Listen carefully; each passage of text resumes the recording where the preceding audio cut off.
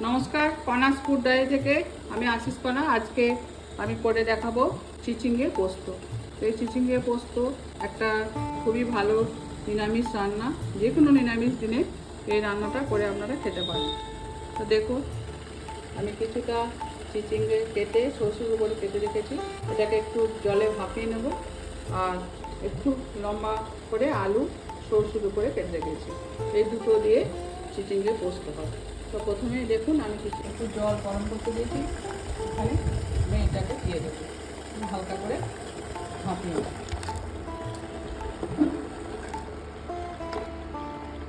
তো দিয়ে দিলাম, হালকা ভাপিয়ে নেব। তা চিচিঙ্গে পোস্ত করার জন্য প্রথমে সাদা তেল দিয়ে আমি ওটা ভেজে নেব। দেখুন, এটা ভাপিয়ে আমি জলটা ছাড়িয়ে রেখেছি। খুব বেশি সেদ্ধ করিনি, অল্প সেদ্ধ করেছি হালকা। এরপর এটা ভেজে নেব।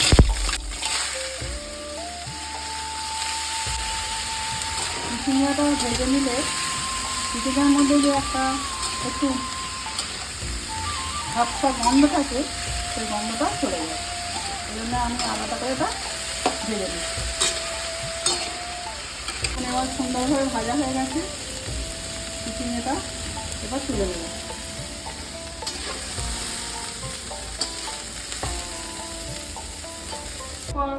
কড়াতে কিছুটা সর্ষের তেল নেব, কালো জিরে ফোড়ন দিয়ে দেবো, আর একটা শুকনো লঙ্কা মাঝখান থেকে ফাটিয়ে দেবো। এরপর আলুগুলো, এই যে একটু লম্বা পিস করে আলুগুলো কাটা আছে সরু করে, এটা দিয়ে দেবো।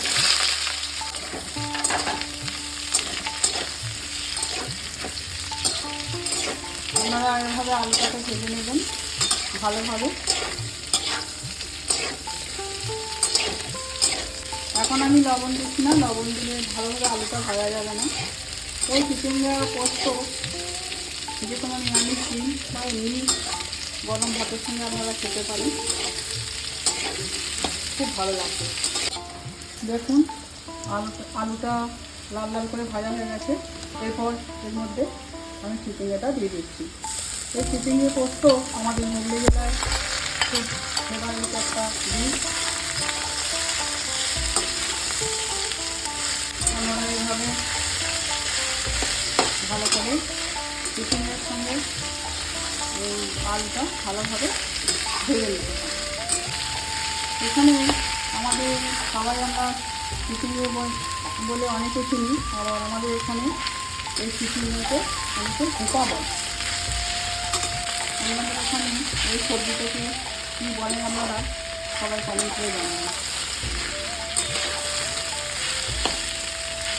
লাল লাল করে ভাজা হয়ে গেছে। তারপর দিয়ে দিচ্ছি পরিমাণ মতো লবণ দিলে এবার আস্তে আস্তে সবজিটা নরম হয়ে যাবে। এই পর্যায়ে আপনারা লবণটা দেবেন। লবণটা একটু নাড়াচাড়া করে নিয়ে চাপা দিয়ে দেবেন। দেখুন, ঢাকাটা খুলছি, লাল লাল করে দুটো সবজি ভাজা হয়ে গেছে। এরকম ভালো ভাজতে হবে, আমরা এরকমভাবে ভাজবেন। তারপর আমি এখানে দিচ্ছি 3টে কাঁচা লঙ্কা, এতে ওর সঙ্গে বাটা আছে। পোস্তটা দেখেছি, তারপরে লঙ্কাটা দেখেছি। লঙ্কা বাটাটা আগে দিতে হবে। লঙ্কা বাটাটা আগে দিয়ে একটু ভেজে নেবো, তারপরে পোস্তটা দেবো। ওই জন্য পোস্ত লঙ্কা আমি একসঙ্গে বাটি নিই। এটা একটু কষিয়ে নিতে হবে লঙ্কা বাটাটা।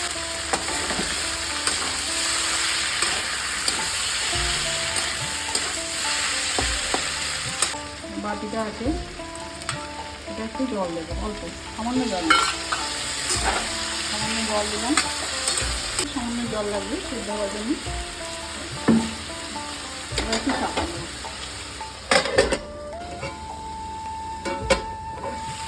রান্নাটা খুললাম, দেখুন একদম সুন্দর সুন্দর করে ভাজা হয়ে গেছে। এরপর শেষে পোস্তটা, এই আমার পোস্ত বাটা আছে, এবার পোস্তটা দিয়ে দেবো।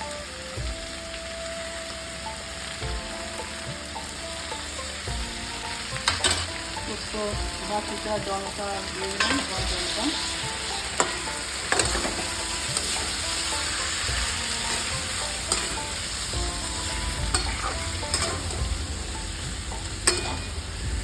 ভালোভাবে বেশি নিতে হবে।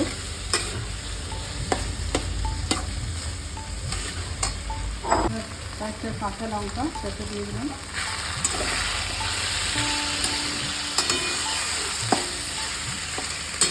রেডি হয়ে গেছে চিচিঙ্গে পোস্ত। আর সব থেকে একটু সর্ষের তেল উপর থেকে ছড়িয়ে দেবো। এই পোস্তটা একদম শুকনো শুকনো হবে, পোস্তটা একদম শুকনো শুকনো হবে। দেখুন হয়ে গেছে আমার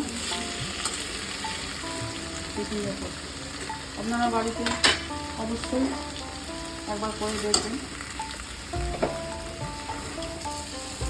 নিরামিষ দিনে যে কোনো অন্য দিনে আমরা শুকনো ভাতে, গরম ভাতের সঙ্গে এই চিচিঙ্গে পোস্তটা খেতে খুবই ভালো লাগে।